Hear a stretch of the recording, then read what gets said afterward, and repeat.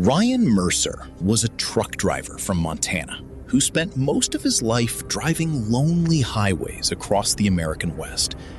Long nights on empty roads never bothered him.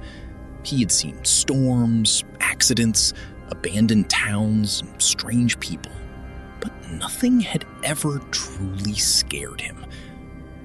One October night, he was hauling cargo through a remote stretch of Nevada. The highway cut through miles of empty desert, and there wasn't another vehicle in sight. Around 1:17 a.m., his phone suddenly vibrated. That immediately felt strange, because there was no cell service for miles. When he checked the screen, he saw a new voicemail from an unknown number. Curious, he pressed play. At first, there was only static. Then came the sound of slow breathing. Ryan frowned and turned down the radio. The breathing continued for several seconds before a voice finally spoke. "Ryan, don't stop the truck." The message ended. Ryan nearly dropped the phone because the voice was his own. Not similar, not close. It was exactly his voice. He replayed it 3 times, and each time he heard the same thing. His own voice warning him not to stop the truck. He tried calling the number back, but received an error message. Uneasy, he continued driving. About 15 minutes later, he spotted a woman standing beside the road. She wore a white jacket and stood completely still in the darkness. There were no houses, no gas stations, and no vehicles nearby. Ryan slowed down slightly, but then remembered the voicemail.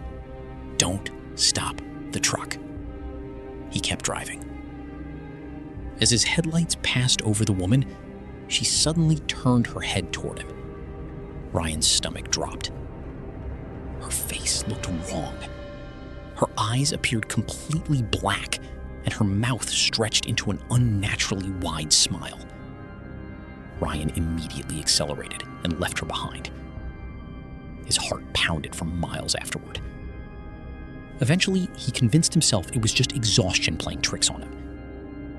Around 2:05 a.m., he noticed another vehicle ahead. A police cruiser sat on the shoulder with its emergency lights flashing. Relieved, Ryan pulled over a short distance away. A police officer stepped out and slowly approached the truck.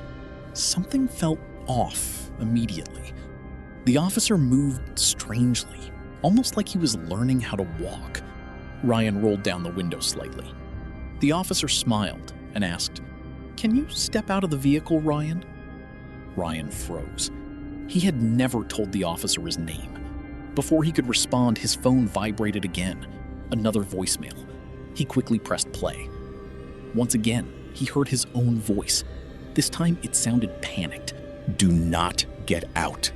Lock the doors. Drive now." Ryan looked back toward the officer. The smile on the man's face had grown wider, too wide. Human mouths didn't stretch that far. Ryan slammed the truck into gear and sped away. In the mirror, he saw the officer standing perfectly still in the road, watching him disappear into the darkness. For the next hour, the highway remained empty. Then, his fuel gauge suddenly dropped to 0. Ryan knew that was impossible, because he had filled the tank earlier that evening. Moments later, the engine died. The truck rolled to a stop in the middle of nowhere. Silence swallowed the desert. Ryan locked every door and grabbed a flashlight. That's when he noticed movement outside. Shapes were standing in the darkness beyond the headlights. Dozens of them. Men, women, children. All completely motionless. Ryan couldn't make out their faces, but he knew they were watching him. His phone vibrated for the 3rd time. Another voicemail. With shaking hands, he pressed play. His own voice whispered, "They're not people. Don't look at their faces." Ryan immediately lowered the flashlight, but it was too late. One of the figures stepped closer into the light. Its face wasn't human. The skin hung loosely like a mask.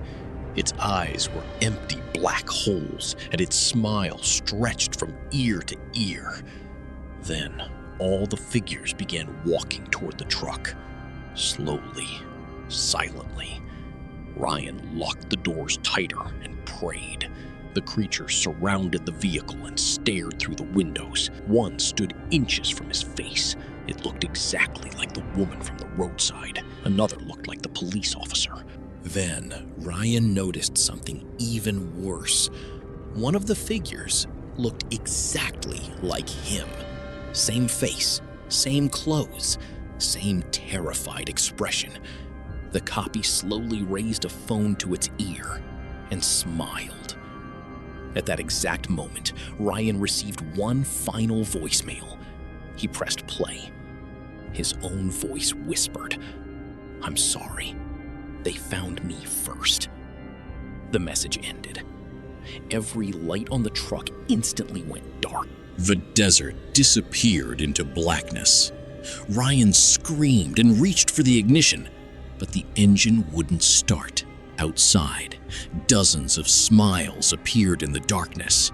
Then all of them began laughing with Ryan's voice. The next morning, Highway Patrol found the truck abandoned on the side of the road.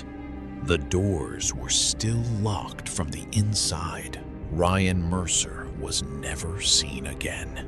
The only thing investigators found was his phone.